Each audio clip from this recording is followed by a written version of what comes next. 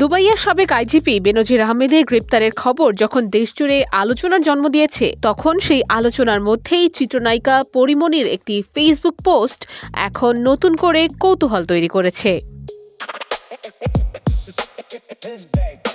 সাবেক আইজিপি বেনজির আহমেদের গ্রেপ্তারের খবর সম্বলিত একটি ফটোকার্ড নিজের ফেসবুকে শেয়ার করেন পরিমণি। তবে দীর্ঘ কোনো ব্যাখ্যা নয়, বরং ক্যাপশনে তিনি লেখেন মাত্র একটি শব্দ, আর তা হলো মজা।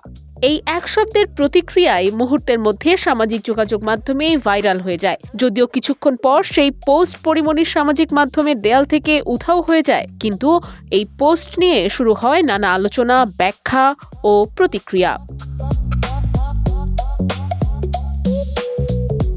অনেকেই মনে করছেন ২০২১ সালে ঢাকা বোট ক্লাবে ঘটে যাওয়া ঘটনাকে কেন্দ্র করে তৈরি হওয়া বিতর্ক ও পরবর্তীতে ঘটনা প্রবাহের প্রেক্ষাপটে পরিমণির এই প্রতিক্রিয়া এসেছে। তবে এই বিষয়ে তিনি কোনো আনুষ্ঠানিক ব্যাখ্যা দেননি।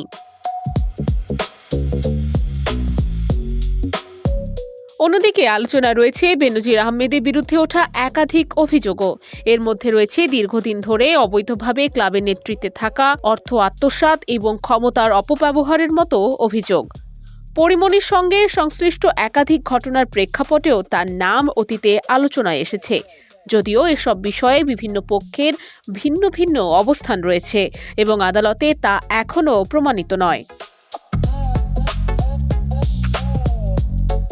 সব মিলিয়ে বেনজিরের গ্রেপ্তারকে ঘিরে তৈরি হওয়া আলোচনা এখন ছড়িয়ে পড়েছে সামাজিক যোগাযোগ মাধ্যমের প্রতিক্রিয়াতেও, যেখানে পরিমণির এই এক শব্দের পোস্ট নতুন মাত্রা যোগ করেছে।